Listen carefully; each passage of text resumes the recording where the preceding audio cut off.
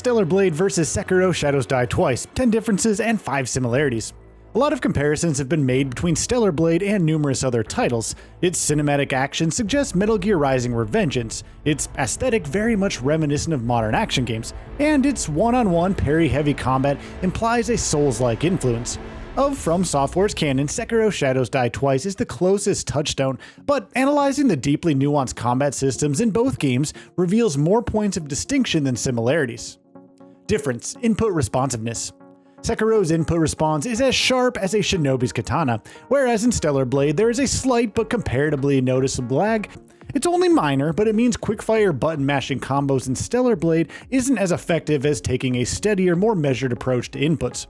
There's another difference here too. Sekiro doesn't really do combos, despite spamming basic attacks to break an opponent's posture having limited effectiveness. Against early fodder enemies, the game favors basic inputs overall.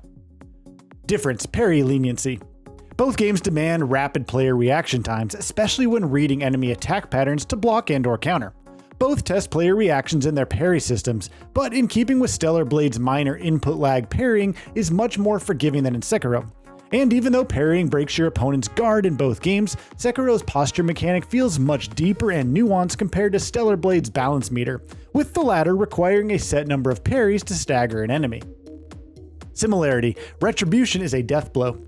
Break an enemy's posture in Sekiro and they'll become exposed to death blows, brutal finishers to end the bout, with some enemies requiring more than one, of course. Retribution moves function largely the same way in Stellar Blade, with the player character grinding enemy balance down via a blend of well-timed parries and attacks. Once they're staggered, the player character can unleash a flashy signature finisher of her own. A minor difference here is all kills in Sekiro seem to be the result of a death blow, whereas the player character can kill opponents without unleashing a retribution. Difference: color-coded attacks. Sekiro's Crimson Kanji symbol indicates a perilous maneuver as incoming from an opponent, and it's down to the player to observe their stance, behavior, weapon position, and other visual clues before launching a specific counter. The thing is, whether it's a thrust or sweep attack, the symbol is the same.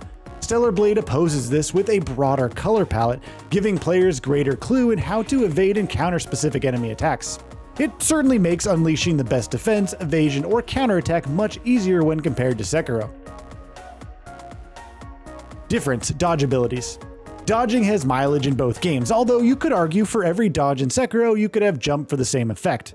Regardless, both games have unlockable dodge abilities, with Stellar Blade's specialty dodges, Blink and Repulse, tied to an enemy's color-coded attacks. Blink will teleport the player character behind her opponent whilst they're in full swing, and Repulse flips her backward out of harm's way. Sekiro has the Mikiri counter, which sees Wolf dodge a thrust attack, stamp on the protruding sword, and deal a death blow. Similarity: blocking tactics. Blocking is viable in both games, although it's not the way either developer encourages you to play. Overuse the block in Sekiro and Wolf's posture bar will overflow, whilst blocking too much in Stellar Blade will eventually lead to guard being broken. Both outcomes spell likely doom for the player.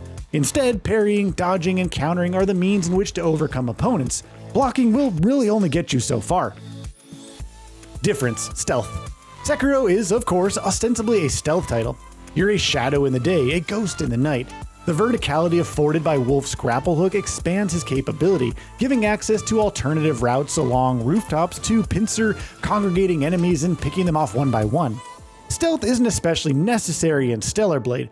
The player character can tackle multiple enemies simultaneously without the same level of challenge Wolf would face with similar numbers in attack. Difference: difficulty modes. There's a lot of chat that Stellar Blade is a Souls-like, but one specific feature negates its Souls-likeness and demotes it to Souls-light at best, and that is its difficulty settings that can be chosen at the beginning of the game. Normal mode serves up the most challenge, of course, with the campaign mode giving players a less stressful experience, affording better chance to absorb the narrative. From Software games are infamous for their challenge, and Sekiro Shadows Die Twice is no different. There's no way FromSoft would make their games as approachable as Shift Up have made with Stellar Blade. Similarity: no stamina systems. The stamina systems typical of Dark Souls simply wouldn't work in either game here, from a narrative point of view, but more so due to their combat systems. See, perfect parrying is a rewarding system in Stellar Blade and Sekiro. If both player characters were getting worn out during parries, then it'd become demoralizing. It'd disturb the unique rhythmic action both games aim to foster. Difference: combo tactics.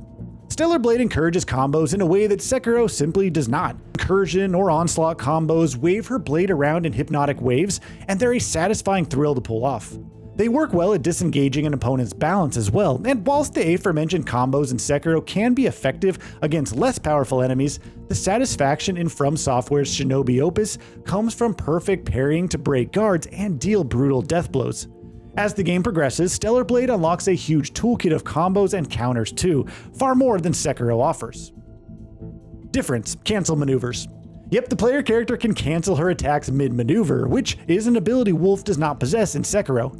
This is useful, especially when fronting multiple enemies, as whilst the player character is in full flow unleashing an elaborate combo, she is susceptible to damage from another opponent. Combos, for this reason, can be halted in place of a guard. The only point to note here is that once the player character is up to her combo finisher, the move cannot be stopped.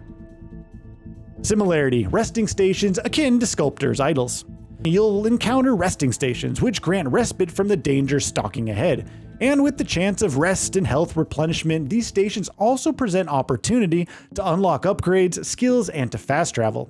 Sculptor's idols in Sekiro function in largely the same way, even going so far as to respawn enemies in the immediate vicinity that may have already been cleared out.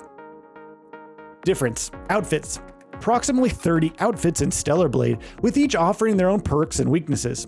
These costumes aren't just merely cosmetic, they range from tech-enhanced outfits to skin suits to light-daubed cyber dresses.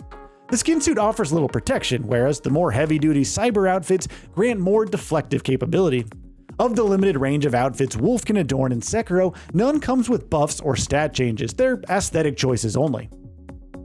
Difference: chargeable beta skills in Stellar Blade recharge via a meter, which fills with every successful parry or block, and these are signature moves eliciting electrical discharge for passive blade.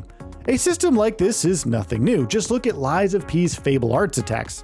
Wolf's prosthetic arm in Sekiro could be said to offer special moves, but these come at the cost of special emblems rather than being rechargeable. Similarity: exploration. Stellar Blade's brand of exploration nudges it closer towards the Souls-like genre, taking place in tightly designed, semi-linear environments with hidden loot and lore discoverable adjacent to the beaten path. Exploration in Stellar Blade is very much in league with Sekiro Shadows Die Twice.